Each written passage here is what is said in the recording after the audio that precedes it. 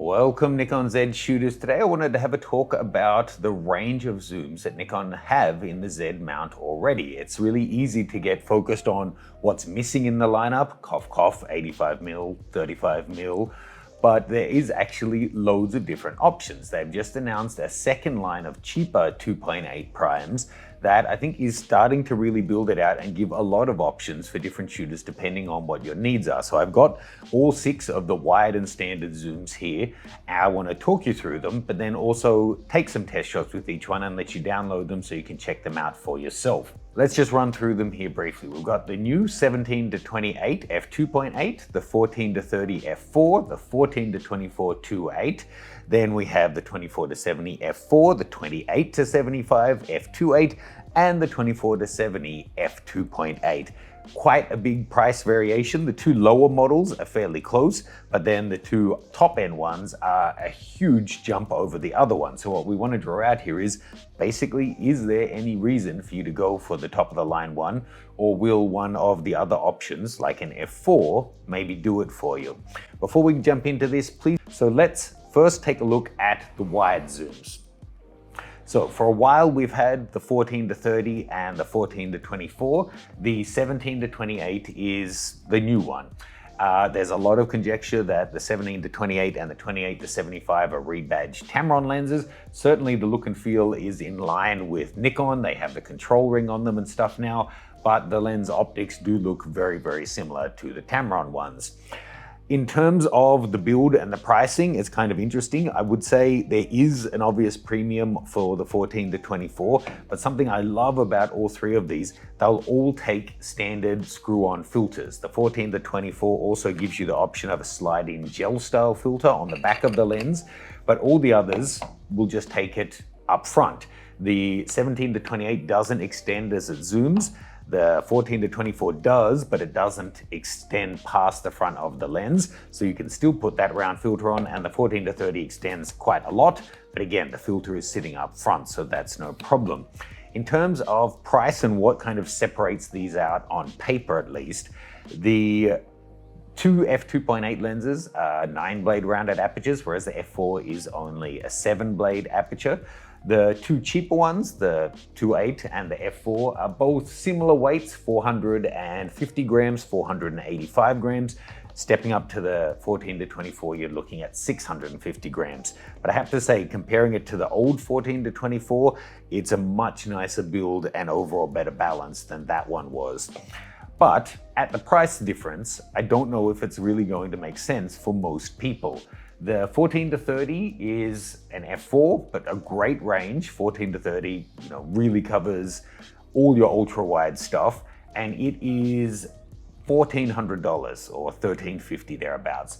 The new one, the 17-28, is $1,200. So you're gaining an extra stop of aperture, but you're losing that extra range. And just keep in mind, when we'll talk about this more when we get to the longer lenses, but every millimeter at the ultra wide end makes a much bigger difference than it does at the telephoto ends. So for example, yes, this may get to 28, whereas this only gets to 24. This doing 14 versus 17 makes a much bigger difference, the 3 at the wide rather than the 4 at the long. So $1,200, $1,350, and then the big boy is $2,500. Stepping up to the standards. Now, I actually own the 24-70 f4 and f2.8. We like to use both of them when I need one for stills and Ernest is using one for video. Then generally I use the 2.8 and he uses the f4, but the 2.8 is just spectacular. If you saw my recent 2.8 comparison video of a bunch of different brands, it really does shine in terms of bokeh, contrast, image quality, all of that. But at the price difference, it would really had better. Now, it's kind of a similar story as before. Both of the 2.8 lenses, even the cheaper one, the 28-75, do have 9-blade rounded apertures. The f4 is using a 7-blade aperture. The 2 cheaper ones are similarly priced and similar weight. Big jump up. It's actually almost a mirror. This is $2,400. At the moment, these are both $1,000, but the 28-75 should be $1,200. It's on sale at the moment. If I could only choose one lens from the Nikon Z range, it would be the 24-70. I prefer the 51 too, but the versatility of this is sublime for the work that I do, and the image quality at every focal length, it's just spectacular. So I can tell you this is one that already I know I really love, but at more than double the price of either of these, if you're not shooting f2.8, should you go for the cheaper one or the one with a different range that's still giving you f2.8? So that's going to come down to, you know, the image quality. In terms of weight, again, kind of mirroring the wider lenses, we're talking 565 grams for the new one, 500 grams for the f4, and 805 grams for the 2.8, but again, still lighter than the F-mount versions. Now, that's how they compare on paper. Big variation in price, significant variation in stats, but will they really bear out that much of a difference in shooting them? Let's get Felicia in, do some different test shots, indoor and outdoor. I'll talk to you about the handling and the focus of them, and which one is likely to suit your needs depending on your use case.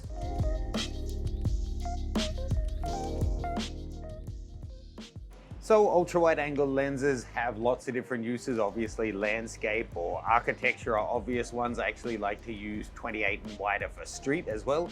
But we've come to a little narrow alleyway here where it would be difficult to shoot with a longer lens. And I'm gonna basically take a series of shots wide open, and then also, let's say at 5.6, so then you get the 2.8 at 2.8, the f4 at f4, and then all of them at 5.6, so you can compare. And just I'll shoot with all of them and then give you my thoughts. And then we'll go somewhere else for the 24-70 range.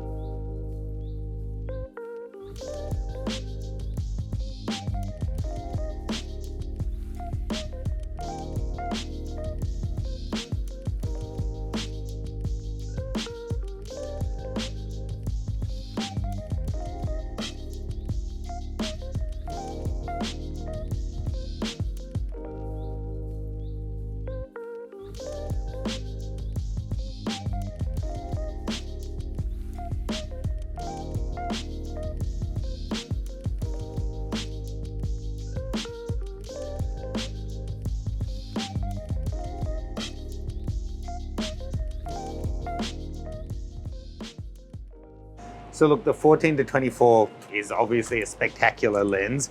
It's so incredibly wide though. At 14 mil here, I still have her whole body in from this far away, but look at the distortion. If I come down low, look how big I can make her foot here. She's got like size 32 shack feet. But to be honest, for portraiture, it's too wide. I would rather be, in most instances, 26, 28, 30 for an ultra wide portrait rather than 24. There is a big difference between 24 and 26 and 28. But you're not necessarily going to use this kind of lens for portraiture. So think about the way that you would use it. Honestly, all three of them in this kind of situation are focusing perfectly fast. The build quality feels fine. If I were going out into Iceland, then maybe using the 17-28, I'd be less sure of its weather sealing capabilities than this one. But for day-to-day use, handling of them is all fine. We're gonna have to look at the test images inside, but before we do that, let's go to another location and test the longer zooms.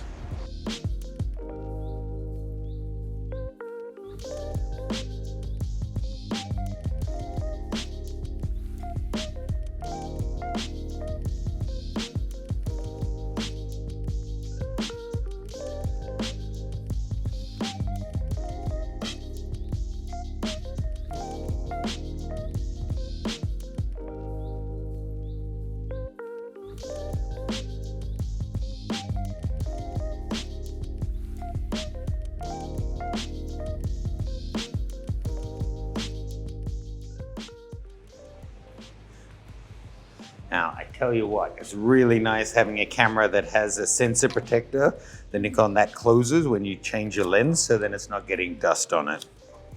Lots of little features like that that you're going to want to enable to get the most out of your Z9. If you are a Nikon Z shooter, I guess you are looking at this video, check out my complete expert setup guide. It takes you through not just the Z9, but the entire range, all the physical controls, the initial setup you'll want to do for each camera, plus a deep dive on the menu showing you every single menu item and how and when you might want to use it. Links for that are in the description below. This is our last lens, so let's go back to position.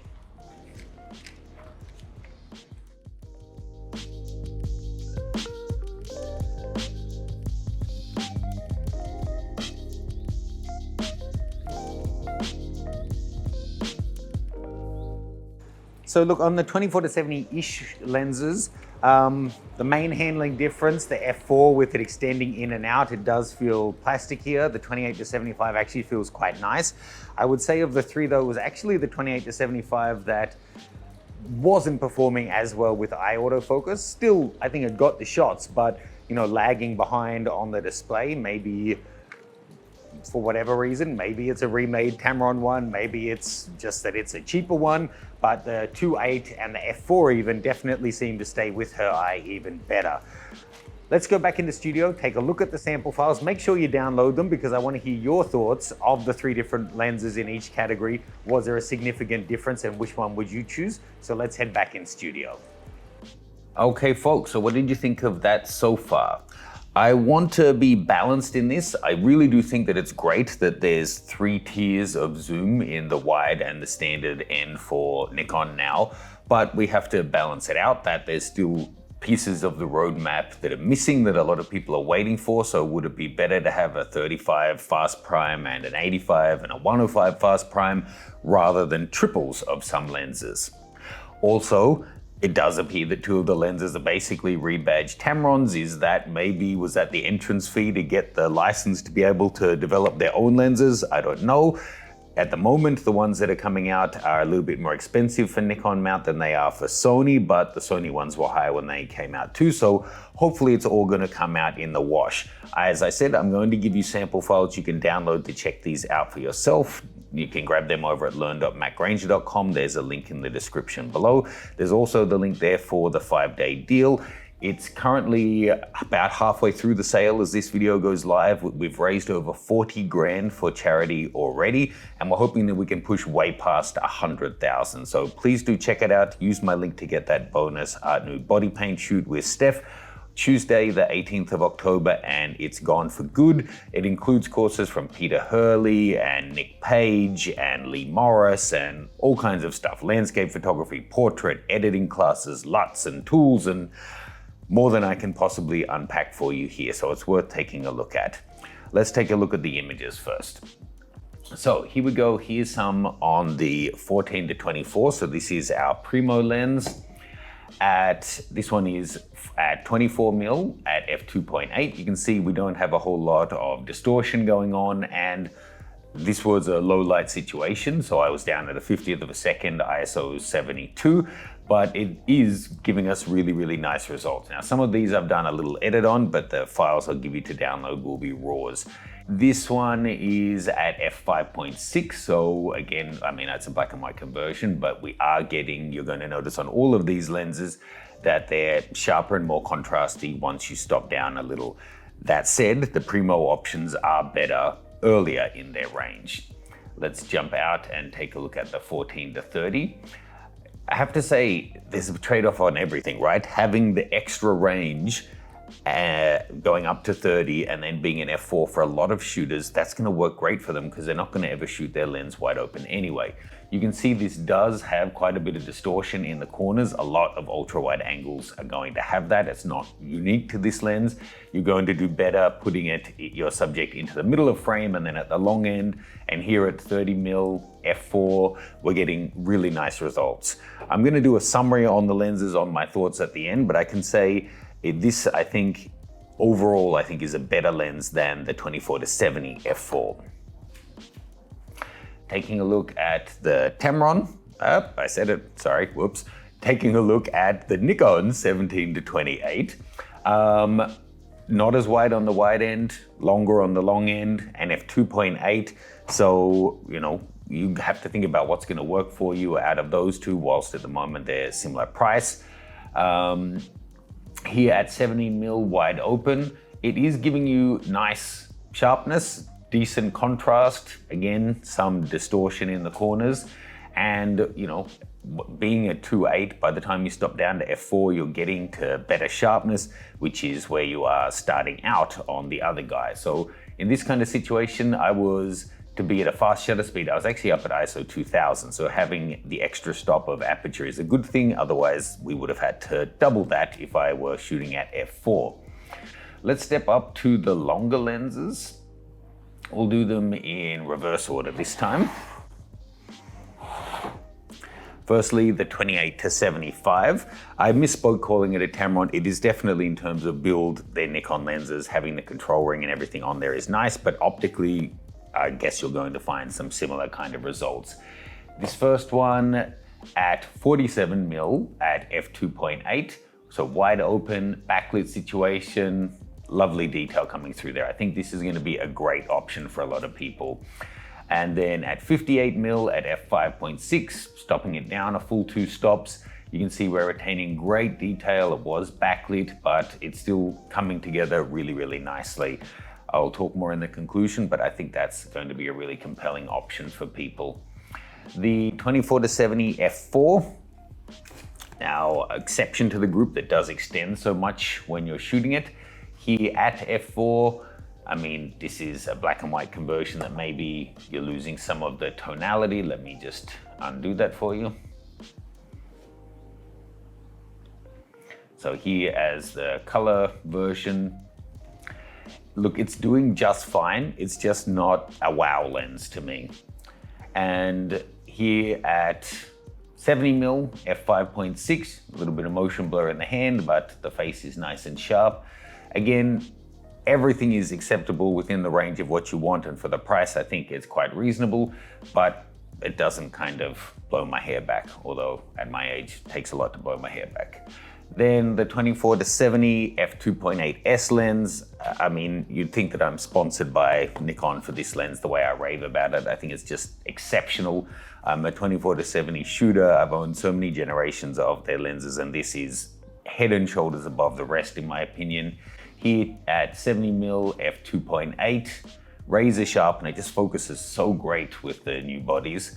And at 5.6, I mean, you can just, it jumps off the page, the difference there, right? If we compare these guys, so we've got the two different ones here. On the left is the 24-70 2.8, on the right is the f4. I mean, yes, there's differences in focal length and stuff, but just looking at the kind of detail you're getting out of them, you want to download the files to see this for yourself, but it's really quite stark and significant. So, something that I often hold back on saying, but this time I'm going to, which one should you actually buy? If you need the best optical quality and you have the budget, go for the 2.8s. They are optically the best. Having said that, I actually think the 17-28 is an interesting option. The 14-30 performs really well, gives you, that extra 25-30% on the long end. And for people, if you're not doing portraits, you're not shooting in low light, you're doing landscape or architecture or anything where you just need ultra wide, but you're going to be up at f5.6 to f11 anyway, I really think this is a great way to save 60% of the price over the f2.8 and get 90% of the optical quality. Fantastic option.